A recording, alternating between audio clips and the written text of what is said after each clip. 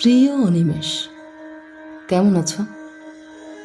ভাবছো এতগুলো বছর পর আমি কোথা থেকে? সেদিন তোমায় দেখলাম অনেকটা দূর থেকে, রাস্তা পার হবার সময়। গায়ে একটা হলুদ পাঞ্জাবি, হাতে বাজারের ব্যাগ, চোখে মোটা ফ্রেমের চশমা দেখলাম একটা। বেশ সংসারী লাগছিল তোমায়। তবু এতটুকু চিনতে সময় লাগলো না। শুধু বয়সের ছাপে একটু মুড়িয়ে গেছো, কিন্তু গালে সেই খোঁচা খোঁচা দাড়ি, ঠোঁটের পাশে ছোট কালো তিল, সে নেশা লাগানো ঘোলাটে চোখ, সবটা এক আছে। কেবল চুলে পাক ধরেছে খানিকটা। অনি, তোমার মনে পড়ে তুমি যখন বলতে চুল দাড়ি না কেটে তুমি রবীন্দ্রনাথ হবে, আমি কি ভীষণ রেগে যেতাম সেটা শুনে। আমি শুধু ভাবি জীবনের এই 22টা বছর কিভাবে চলে গেল আমাদের দুজনের থেকে। সব তো ঠিকই ছিল। শেষ যেদিন তোমায় দেখলাম সেদিন এক বর্ষার সন্ধ্যা। রাস্তাটা মরিচবাতি দিয়ে সাজানো ছিল। দুজনে মুখোমুখি দাঁড়িয়ে সেদিন সিদ্ধান্ত নিলাম আর একসাথে নয়। কতটা সহজে সেদিন এতটা কঠিন হয়ে সারা জীবনের সিদ্ধান্ত নিয়েছিলাম আমরা। অনিমেষ, সেই সন্ধ্যায় দুজন দুপাশে হেঁটে যাওয়ার সময় আমি খুব করে চাইছিলাম তুমি আমায় একটা বার আটকাও। কিছুটা যাওয়ার পর যখন পিছু ফিরে দেখলাম, তখন নিয়ন বাতির আলোয় তুমি হেঁটে যাচ্ছ, ধীরে ধীরে মিলিয়ে যাচ্ছ দূরে, কেমন জানি ধূসর হয়ে। আকাশ ভেঙে খুব জোরে বৃষ্টি পড়ছিল সে রাতে। আমি আমার উত্তরের ঘরটায় বসে তোমার ফোনের অপেক্ষায় ছিলাম।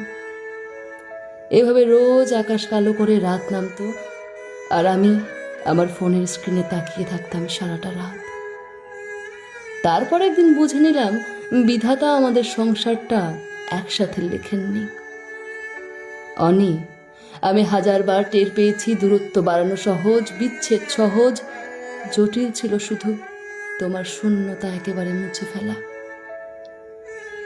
অনিমেষ, খুব চেনা রাস্তায় দীর্ঘদিন পরে হাঁটলে এক ধরনের অনুভূতি হয়। সেদিন রাস্তা পার হবার সময় যখন তোমার মুখটা দেখলাম, মুহূর্তেই আমার সমস্ত অতীত চোখের সামনে ওলট পালট হয়ে গেল। সেদিন তোমায় একটু ছুঁয়ে দেখা হয়নি। 22টা বছর আমাদের এতটা দূরে সরিয়ে দিল কি করে অনিমেষ? মাঝে মাঝে ভীষণ ইচ্ছে হয় পুরাতনে ফিরে যাই, আবার গোধূলির সময় শহরের শেষ মাথায় বসে জ্যোৎস্নার আলো মাখি।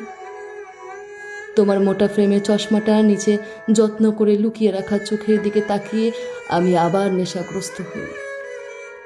আচ্ছা অনি, তোমার সেই বইয়ের নেশাটা এখনো আছে?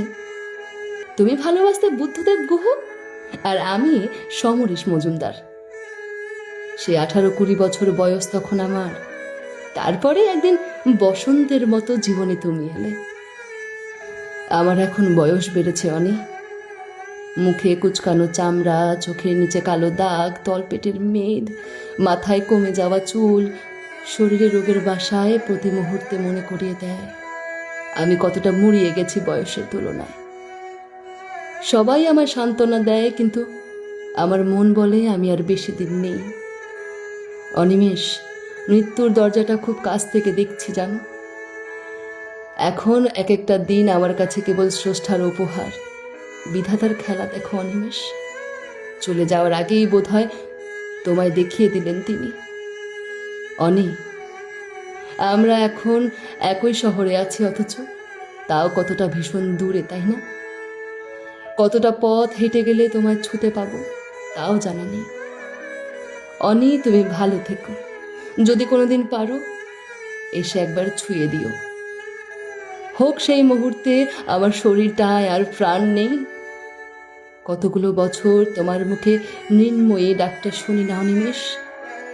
শখ করে দিয়েছিলে তুমি আমায় নামটা। অনি, আবার একটা বার ডাকবে আমায় সেই নাম ধরে? চোখ বুঝবার আগে কেবল একটা বার এই ব্যস্ত শহরের কোনো এক ফিকে সন্ধ্যায় তোমার সেই পুরনো ঠিকানায় ফিরে আবার একটা বার। ইতি তোমার মৃন্ময়ী।